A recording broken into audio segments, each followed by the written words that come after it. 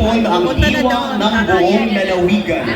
Mga pusong tapat, mga debotong walang kapaguran, at mga pamilyang pinagpupuklod ng pananalig. Sa loob ng 358 taon, ang kaniyang banal na presensya ay naging tanglaw ng ating kasaysayan, patnubay sa mga pagsubok sa buhay at sa gisag ng ating katatagan. Ngayong taon, sa saliw ng napagandang tugtugin ng ating pong prosesyon ay pangungunahan ng Banda Crusaders. Nakahiga, nakatayo.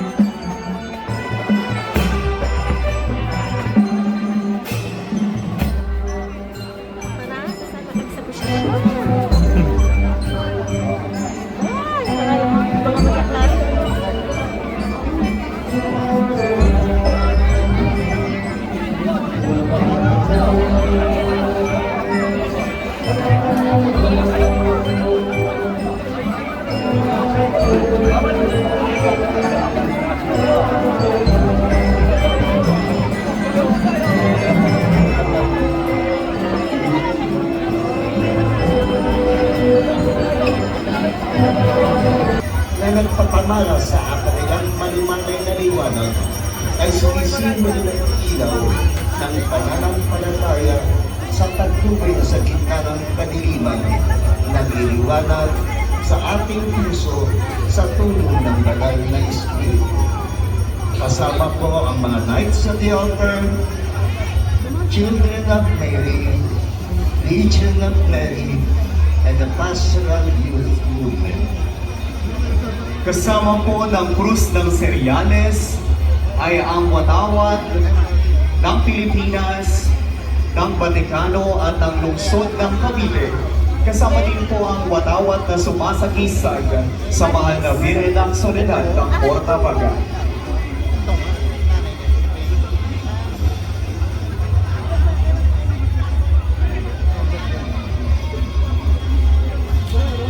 Estandarte de San Roque. Ang estandarte na ito ay isang makapangyarihang sagisag ng ating pananalig at pag-asa, ang lakas ng loob, pag-aalay at malasakit para sa kapwa. Sa tuwing ating tanaw ang kaniyang estandarte, naway maalala natin ang kaniyang kabanalan at sakripisyo at ang walang sawang pagmamahal na patuloy niyang pinagkakaloob sa ating pamayanan. Naway katulad ng ating mahal na patron, tayo rin ay maging instrumento ng awa at pag-asa para sa bawat isa na nangangailangan ng lakas at pagdampi ng habag.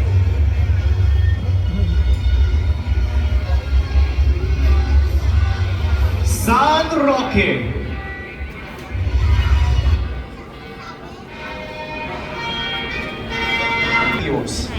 Ang makalangit na patron ng ating parokya. Ang imahen na inyong nasasaksihan ngayon ay isa sa matandang imahen ni San Roque sa Pilipinas. Pinaniniwala ang napagpad sa baybayin ng Cavite mula sa ibang bansa sa pamamagitan ng isang galyon noong panahon ng mga Kastila. Si San Roque ay naging tanglaw ng pag-asa, sagisag ng pag-aalaga at salamin ng walang kapantay na pagmamahal. Sa paggunitan natin ng kaniyang buhay at debosyon sa kaniya, inaanyayahan tayong maging katulad niya ng mga manggagawa mga ama at pamilya, at tagapagtaguyod ng angkan ng Diyos sa lupa. Sa kanyang tahimik at matapat na paglilingkod kay Maria at kay Jesus, ipinakita niya kung ano ang tunay na kahulugang pagkalinga, pagtitiwala at pag-asa. Nais nating kilalanin ang haligi ng Sagrada Familia, Daughters of Our Lady of Solitude, Lay Minister of the Word and Lay Minister.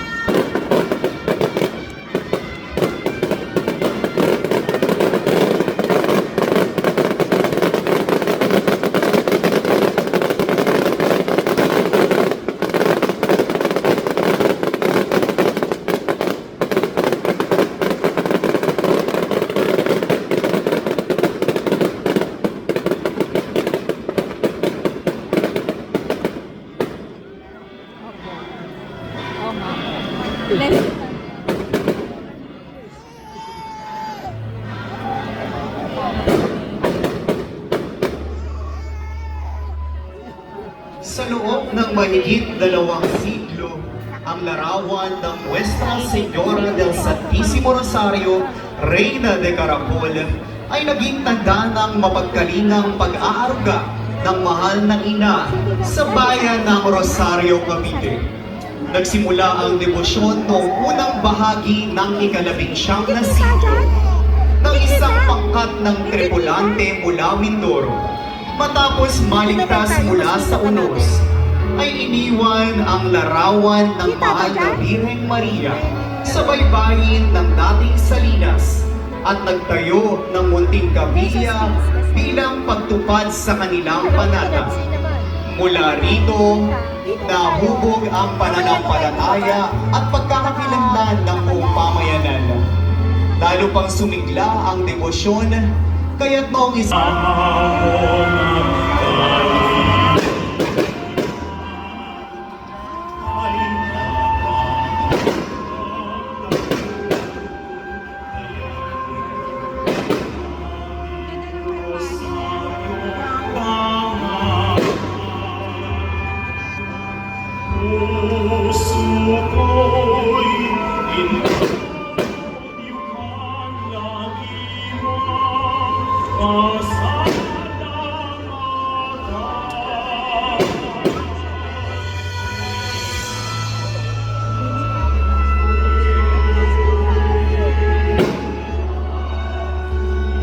Ibibigay sila ng sarjika.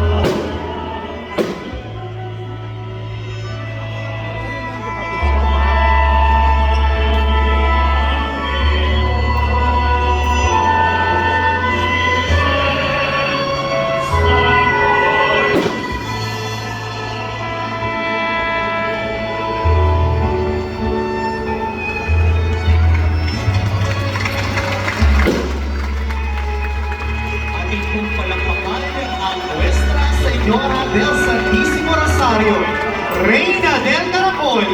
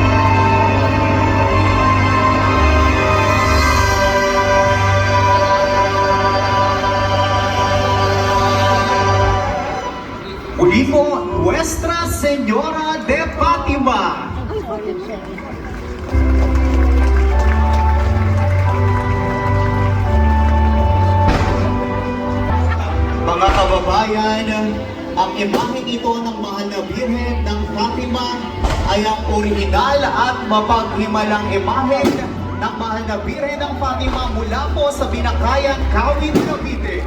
Viva la Virgen! Viva la Virgen! Viva Nuestra Señora de Fatima! Viva! Maraming salamat po sa ating mga kaibigan mula po sa Binakayan, Kawit, Cavite sa pamumuno po ng kanilang pura, parok.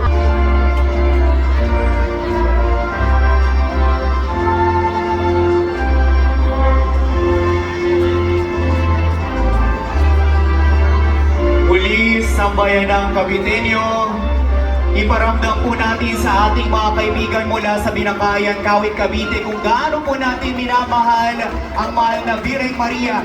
Isang malakas na palakpakan po ng pasasalamat para sa ating mga kaibigan.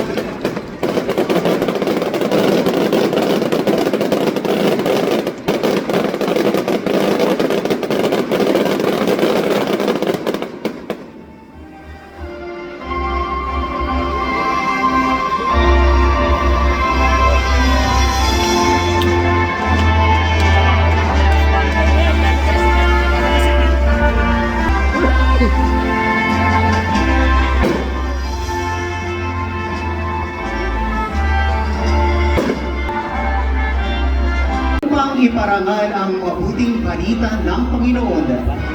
Ito ang demosyong dumating sa ating bansa, bunga ng pagpupursigi at pangangaral ni Apostol Santiago.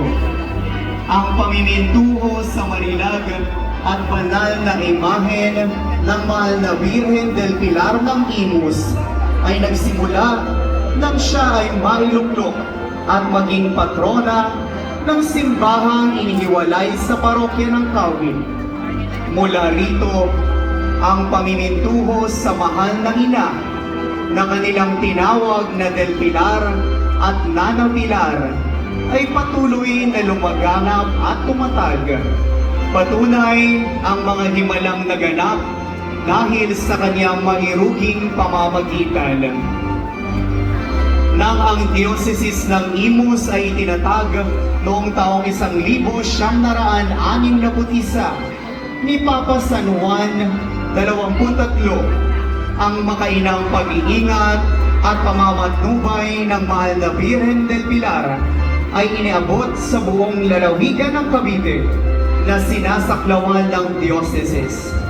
At bilang pagkilala sa yumayabong na debosyon at pagbibigay ng pinakamataas na karangalan sa ina ng kaniyang mga minamahal na anak, noong 3 ng Disyembre, taong 2012 ay ginawaran ang imahen ng mahal na ina ng koronasyong pontifikal at makalipas ang 8 taon sa kaparehong petsa, ang kaniyang parokya na siya ring katedral ng Imus ay ginawang pang-dioceses na dambana o isang diocesan shrine. Ang pamimintuho kay Nana Pilar ay patuloy na lumago at lumaganap.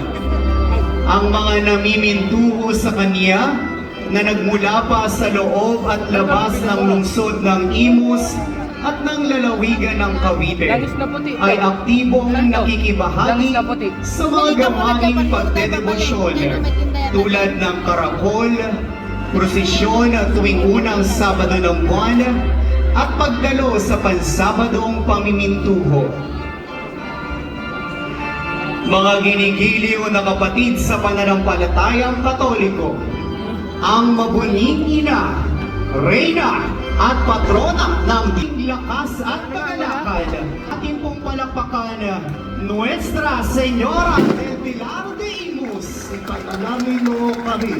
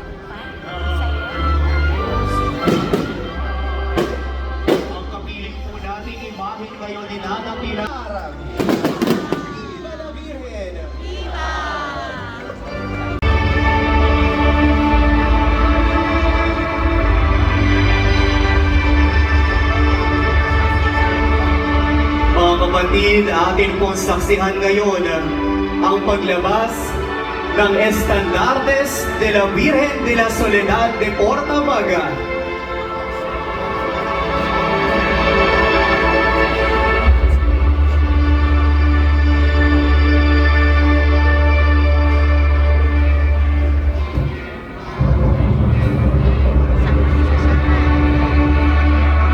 Ngayon ay atin pong masisilayan ang paglabas ng mga estandartes ng mahal na Birhen ng Soledad ng Portabaga, mga sagisag ng kanyang pagiging reyna at patrona ng buong lalawigan ng Cavite. Ang bawat estandarte ay nagpapahayag ng kwento ng kanyang walang hanggang pagmamahal at kalinga sa ating bayan at buong lalawigan. Sa kanilang paglabas, ay ihanda natin ang ating mga puso sa pagdating ng kanyang mapaghimalang larawan. Ang ating ina na naging tanglaw at pag-asa ng sambayanang Caviteño sa bawat panahon.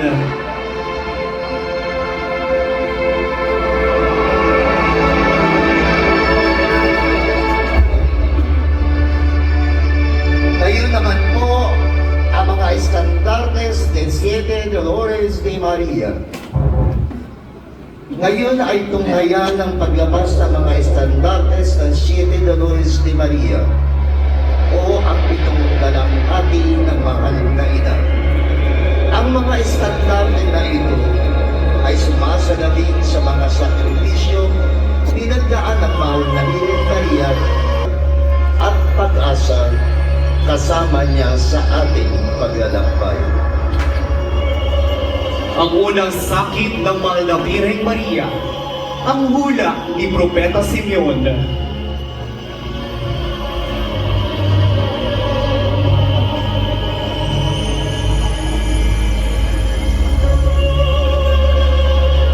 Ang ikalawang sakit ng mahal na ina, ang pagtakas patungong Ehipto.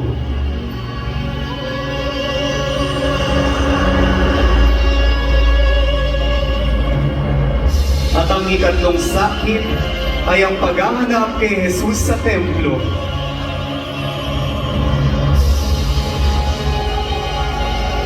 Ang ikaapat, ang pagkikita ni Maria at Jesus sa daan ng krus. Ang ikalima, ang pagpapako at pagkamatay ni Jesus sa krus. Ang ika-anim na sakit ng mahal ng ina ay nang tanggapin ni Maria ang walang buhay na katawan ni Jesus. At ang ikapito ay ang paglilibing kay Jesus.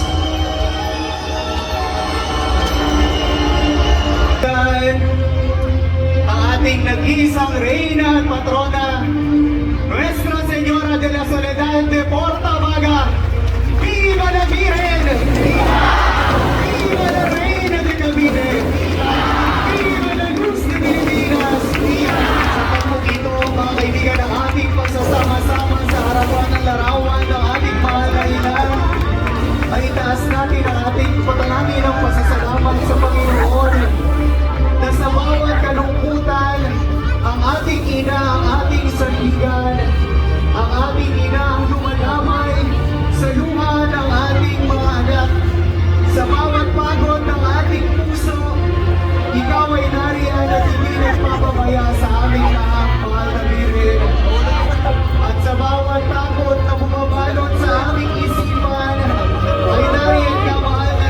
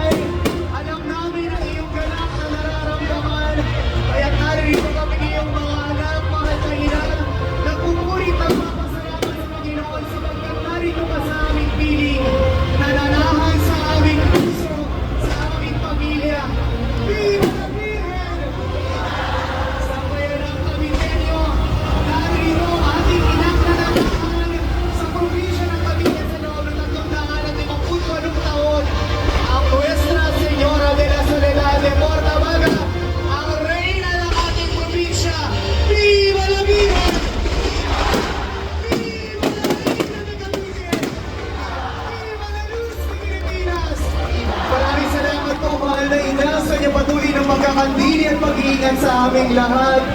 Maraming salamat po. Masdan po ninyo ang inyong mga anak na sama-sama ngayong nagpaparangal sa inyong kapistahan. Muli isang bayan ng Caviteño, isang malakas na palakpakan ng pasasalamat.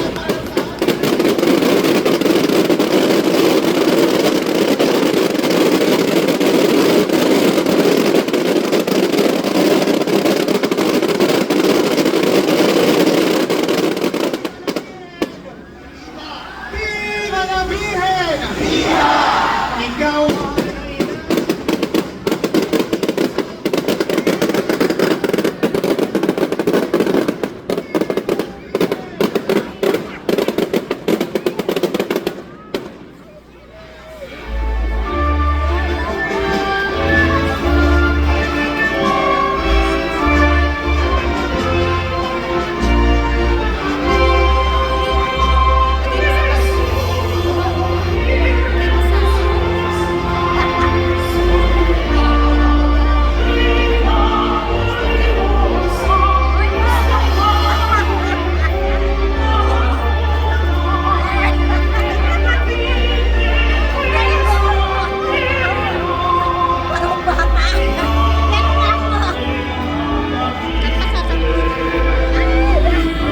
Uli sa bayan ng Caviteño, palakpakan natin ang Nuestra Señora de la Soledad de Portabaga.